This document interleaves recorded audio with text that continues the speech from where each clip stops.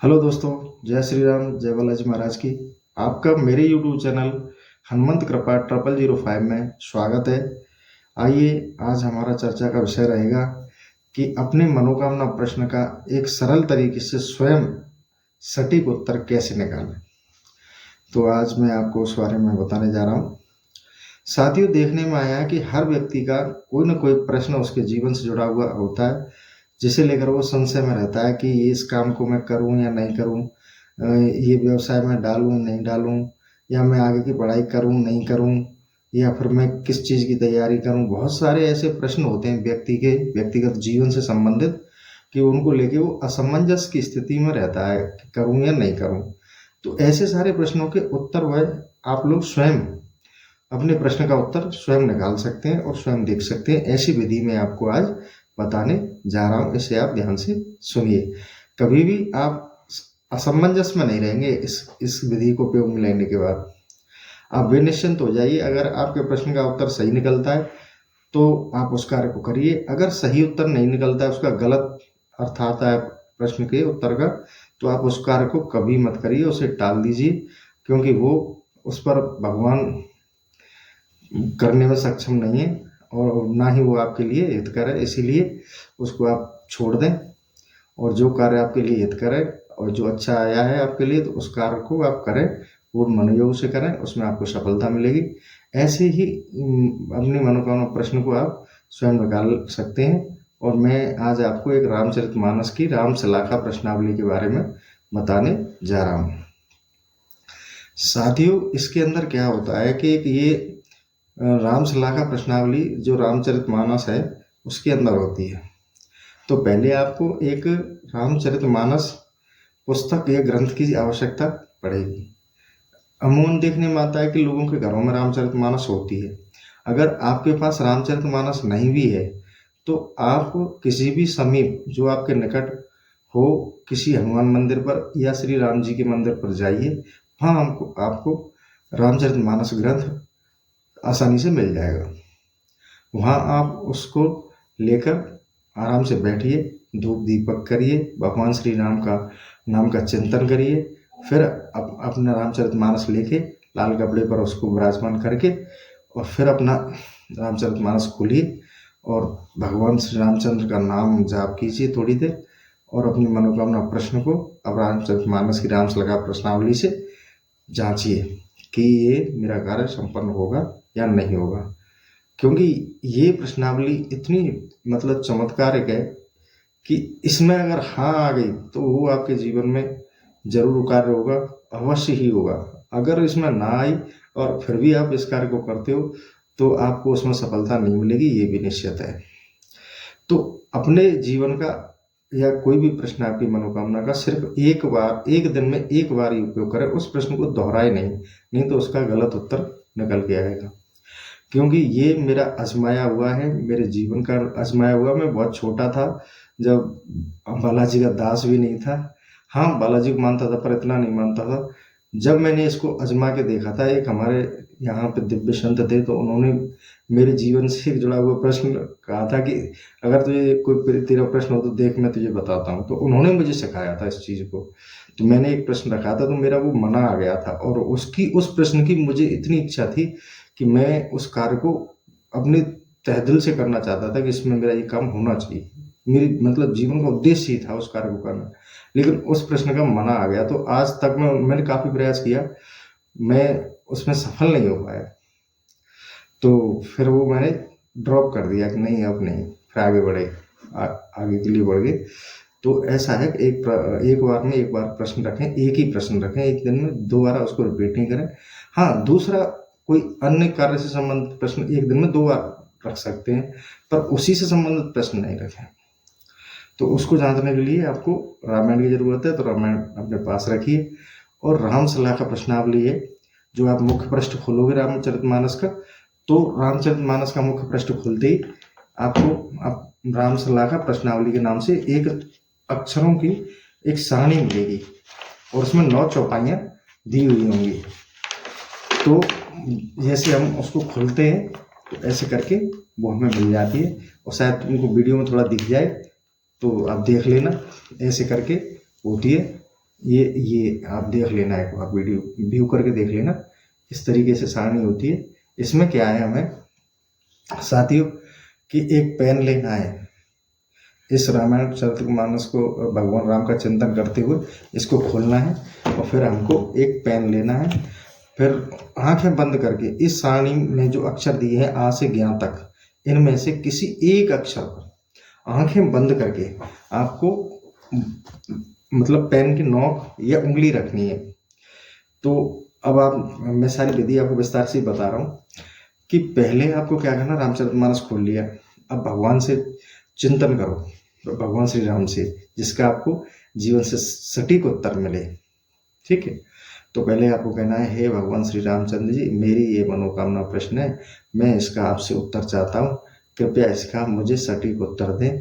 ये कार्य मैं अपने जीवन में करूँ या नहीं करूँ।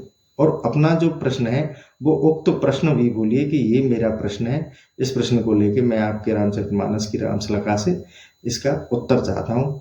प्रभु कृपा करके मुझे इसका सटीक उत्तर दीजिए और मैं संशय में नहीं रहूं, जिससे मैं इस कार्य को करूं या नहीं करूं, ऐसी मेरी स्थिति है, तो मुझे इसका उत्तर आप दीजिए।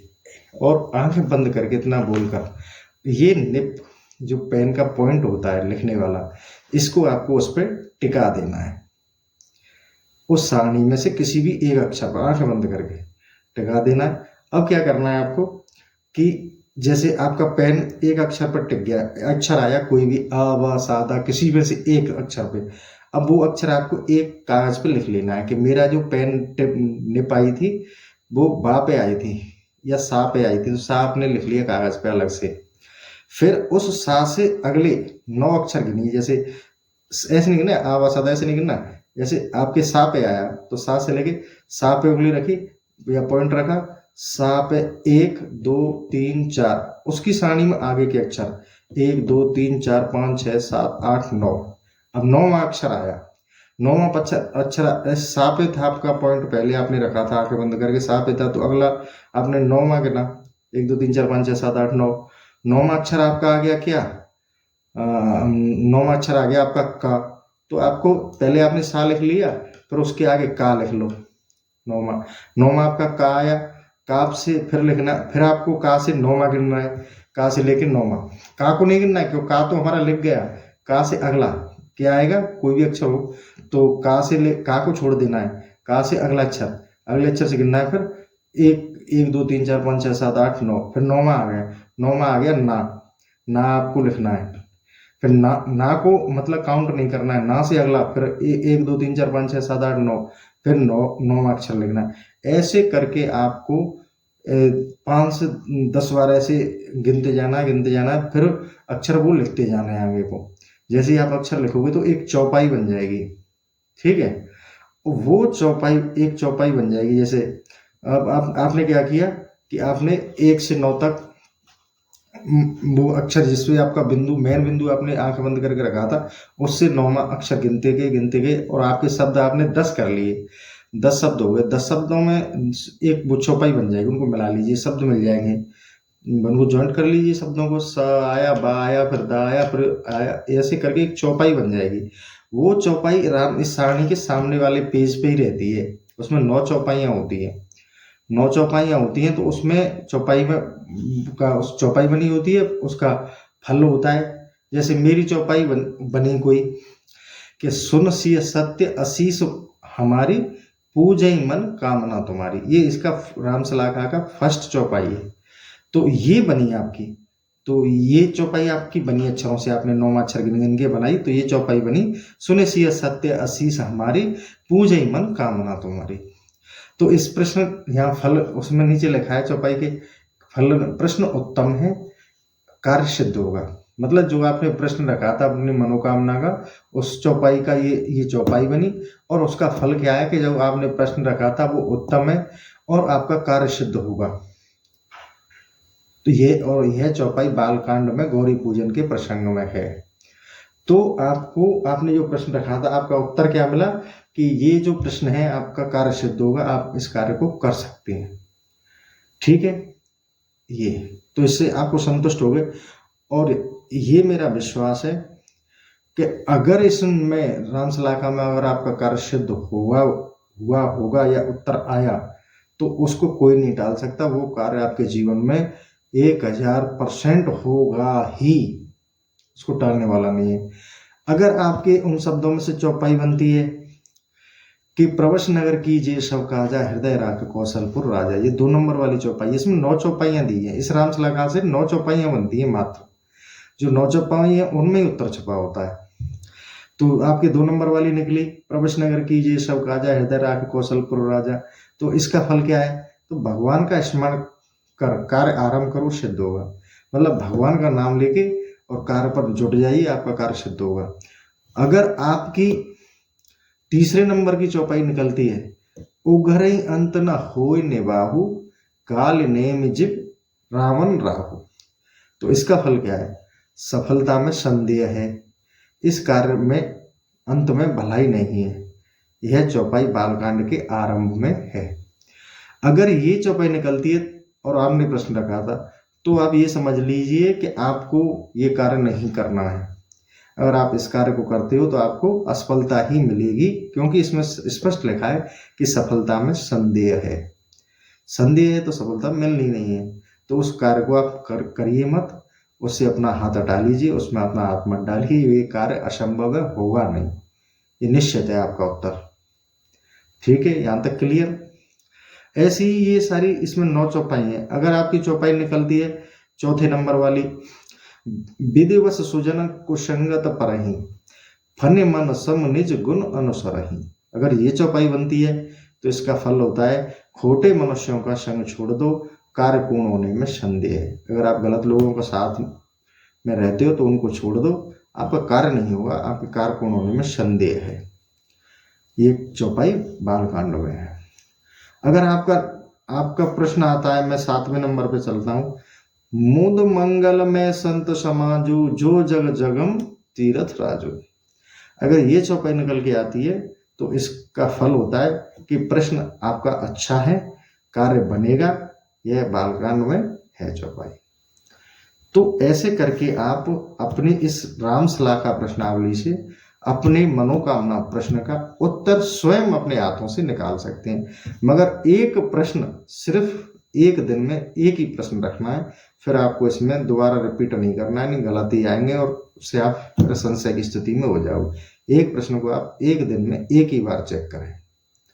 ठीक है, अगर इसमें आपको कहीं कोई दिक्कत है तो मैं दोबारा पुनः बता देता हूं कि रामचरितमानस रामायण की जो मेन पृष्ठ है उसके अंदर ही आप खोलेंगे 2-3 पेज जिसमें हनुमान चालीसा वगैरह होती है, वहीं उसके पास में ये रहता है। इसका नाम है, इसमें ऊपर मोटे मोटे अक्षरों में लिखा होता है राम सलाहका प्रश्नावली। इसमें एक अक्षरों की सारणी दी है, उसमें आ से लेके 11 तक अक्षर होते हैं। उनमें से आपको भगवान श्री राम का नाम लेके एक पॉइंट आंख बंद करके उस अक्षरों में से एक पर टिकाना है। टिकाने के बाद में वहां से आपको अक्षर गिनना शुरू करना है, 1 2 3 4 5 6 7 8 9 तक। पहला अक्षर जिस पर पॉइंट हुआ है वो लिख लेना है। अब आपने 9वां गिना, वो लिख लेना है। अब 9वां लिखने के बाद में वो 9वां काउंट नहीं करना है, उससे आगे 9वां करना है। फिर ऐसे 9वां आपने, जैसे आपका आया, आ का पॉइंट आया 9वां, तो आ आपने लिख लिया। अब आ से अगला वाला जो भी शब्द है उससे गिनो, 1 2 3 4 5 6 7 8 9। तो ऐसे करके आपको एक, और इसमें उदाहरण के रूप में राम सलाहका में यहाँ दिया भी है कि आप ऐसे ऐसे, और इसमें साफ साफ विधि का भी वर्णन किया है। आप इसको पढ़ के भी कर सकते हो। अगर मेरे समझाने में आपको दिक्कत आ रही है तो आप इससे पढ़ के कर सकते हो। इसमें लिखा हुआ है साफ साफ, इस प्रश्नावली से अपने प्रश्न का उत्तर जानने से पूर्व प्रश्नकर्ता को पूर्ण शुद्धता से श्री सीताराम जी व हनुमान जी का स्मरण करना चाहिए। सबसे पहले पूर्ण शुद्ध होके नहा धो के और पूर्ण शुद्ध होके हनुमान जी और सीताराम जी का नाम स्मरण करना चाहिए। तत्पश्चात किसी भी वर्ग में उंगली या सलाखा रखनी चाहिए, या तो उंगली रखो या कोई लकड़ी या पेन का पॉइंट रखनी चाहिए। उस वर्ग के अक्षर को लिख लेना चाहिए, जो मैंने अभी बताया कि जिसमें हमारा बिंदु रखा है उस अक्षर को आप लिख लीजिए। पुनः गिनकर आगे के 9वें अक्षर पर, यानी कि पुनः गिनना है, गिनती फिर शुरू करनी है, 1 2 3 4 5 6 7 8 9, 9वां अक्षर को लिख लेना चाहिए। इसी क्रम में आगे के अक्षरों को आगे रखने पर एक पूरी चौपाई बन जाएगी, उस चौपाई का फल अग्रिम लिखे अनुसार जान लेना चाहिए। मान लीजिए किसी ने 5वीं पंक्ति के 8वें अक्षर माँ पर उंगली रखी, माँ को लिख लेना चाहिए। और आगे का 9वां अक्षर रा है और उसके आगे ची है, उस प्रकार लिखते जाने से निम्न चौपाई बन जाएगी और उस चौपाई का फल आपको अगले पेज पर 9 चौपाइयाँ दी हुई हैं, उनमें उसका फल और उत्तर दिया गया है और चौपाई किस कांड से ली गई है ये भी स्पष्ट किया गया है। तो आई होप आपको मेरी बताई गई विधि समझ में आई होगी। अगर समझ में नहीं आई है तो आप रामचरितमानस खोलना और स्वयं प्रैक्टिस करना, 1-2 बार करोगे आपको आ जाएगी, पर एक बार से अधिक प्रश्न का उत्तर नहीं जांचना है। ये आपसे मेरा सलाह भी है और निवेदन भी है, क्योंकि फिर आपको संशय में हो जाओगे। आपको स्पष्ट तरीके से उत्तर एक ही बार आता है, आप उसको आजमाइए और अपनी मनोकामना प्रश्न का उत्तर रखिए। और ये निश्चित है साथियों, ये मैं अपने अनुभव से आपको बता रहा हूँ कि अगर आप ऐसे अपने प्रश्न का उत्तर जांचते हैं ना, तो आप बिल्कुल क्लियर हो जाते हो। अगर कार्य सिद्ध होगा तो कोई उसमें अड़चन नहीं आने वाली है कि भगवान की कृपा आपके ऊपर है। आप निश्चित बेफिक्र होके आप उस कार्य को करिए, चाहे तैयारी कर रहे हो, चाहे कोई व्यवसाय डाल रहे हो, चाहे कोई अच्छा काम कर रहे हो, फिर आप उसको करिए। अगर उसमें संदेह की स्थिति आ जाती है या कार्य सिद्ध नहीं होगा तो ये समझ लिए फिर वो होगा नहीं, उससे अपना हाथ हटा लीजिए, आप उस कार्य को करिए मत। तो आप वैसे इजी गोइंग निकाल लेंगे, ज़्यादा कठिन कार्य नहीं है ये। पर हाँ, ये जरूर है कि आपके मनोकामना प्रश्न का उत्तर 1000% यहाँ शुद्ध और सटीक मिलेगा। ये है, आपको कहीं जाने किसी से पूछने की जरूरत नहीं है। ये समझ लो चमत्कारिक उपाय है रामचरितमानस अपने प्रश्न का उत्तर निकालने के लिए। इससे अच्छा कोई ज्योतिषी, कोई शास्त्री, कोई महात्मा को कुछ नहीं है। कहीं कोई तांत्रिक कोई कुछ नहीं बता सकता आपके जीवन के बारे में। पर ये जो हमारा जो रामचरितमानस ग्रंथ है, ये हमें स्पष्ट रूप से सटीक उत्तर देता है कि आप इस कार्य को करिए और इस कार्य को मत करिए। यहाँ से आप हाथ हटा लीजिए और ये आपके जीवन में संभव होगा या नहीं होगा। यहाँ इस रामचरितमानस से सटीक उत्तर मिलता है। तो मैंने सोचा कि क्यों ना अपने बालाजी के भक्तों को, वैसे बहुत सारे भक्त इस रामश्लाघा के बारे में जानते तो हैं, जो बालाजी के दास हैं, बालाजी के सेवक हैं, वो सारे लोग इस रामश्लाघा के बारे में जानते हैं। पर कई बार क्या है कि इस चीज पर ध्यान नहीं देते कि जीवन के अपने अनुभव को कैसे निकालें इस प्रश्न का उत्तर। वो संशय में पड़े रहते हैं, पर इस पर ध्यान नहीं जाता है किसी का, क्योंकि शुरू में आती है। सिर्फ रामचरितमानस पाठ को करने में तो सबको मजा आता है, पर अपने जीवन से जुड़े हुए प्रश्न को चेक करने के लिए ध्यान नहीं देते हैं इसमें। तो मैंने तो इसको कई बार आजमाया है, अपने जीवन में अनुभव किया है। मैंने एक बार रखा भी था और 2 एक प्रश्न और भी मैंने रखे थे और मैं रख भी लेता हूँ। मैं खुद के तो रखता ही, कोई और पूछता है तो उसके भी चेक करके बता देता हूँ, भैया ये इसका करो और इसको मत करो। तो आप इसको अपने जीवन में एक बार उपयोग करके देखिए, आपकी मनोकामना प्रश्न का सटीक उत्तर मिलेगा। अगर आपके जीवन में अगर आपने रखा है मनोकामना प्रश्न और आपका कार्य सिद्धि का योग बना है, या मतलब कार्य सिद्ध होगा, या आप कार्य आरंभ करो, भगवान का नाम लेके कार्य आरंभ करो और कार्य सिद्ध होगा, तो उसको कोई मिटाने वाला नहीं है। वो तो ये लिख गया भैया, ये कार्य तो होना ही है। पर हाँ, ये नहीं कि आप उस कार्य के लिए प्रयास करो मत और वो सीधे भगवान जी आपके लिए कर जाएं। प्रयास आपको करना पड़ेगा, पर कार्य जरूर सिद्ध हो जाएगा। प्रयास में कसर मत छोड़ना, आपको सफलता 100% मिलेगी। ये रामचरितमानस गोस्वामी तुलसीदास जी स्पष्ट लिख के गए। अगर उनको लगता है कि इसमें संशय है तो वो लिखते नहीं, क्योंकि ये रामचरितमानस है। ठीक है, तो आप इसको अपने जीवन में उतारिए। आई होप मेरा वीडियो आपको अच्छा लगा होगा। तो मेरे वीडियो को लाइक, शेयर, सब्सक्राइब करें और साथियों कमेंट भी करें, जिससे मुझे मोटिवेशन मिले, मैं और आपके लिए वीडियो लेकर आऊँ। और मेरा रामचरितमानस के पाठ का 3य खंड आज मैं अपलोड कर रहा हूँ, तो आप अपने परिवार के सदस्यों को बताइए कि यहाँ ऑनलाइन आपको इंटरनेट पे मेरे हनुमंत कृपा 0005 चैनल पर आपको रामचरितमानस खंड वाइज सुनने को मिलेगी। आप अपने बड़ों को, अपने भाई बहनों को, सबको, अपने मित्रों को बताएं, अपने माता पिता, चाचा चाची सबको। मैं यहाँ सबको लाइव रामचरितमानस का पाठ सुनाता हूँ, क्योंकि मेरा उद्देश्य है कि भगवान राम का नाम सब हर घर में, हर कानों तक पहुँचे। तो मेरा प्रयास है, मैं उसमें वीडियो अपलोड कर रहा हूँ। 3रा खंड आज बालकांड का जारी होगा। अपलोड कर दिए गए हैं। आप उसको सुनना और अपने मित्रों को सभी सलाह देना उसे सुने, क्योंकि किसी के पास इतना टाइम नहीं होता कि रामचरितमानस सुने। पर मैं आधा घंटे 35 मिनट के ब्लॉग बना के आपके लिए वीडियोज़ डाल रहा हूँ, जिससे ज़्यादा टाइम नहीं तो आप एक ब्लॉग में अगर 10वीं चौपाइयाँ सुन पाते हो और उनका अर्थ, हिंदी अर्थ समझ पाते हो तो मेरे लिए बहुत काफ़ी अच्छा है। तो आप उसको सुनिए और उन लोगों को बताइए और वीडियो शेयर कीजिए मित्रों को।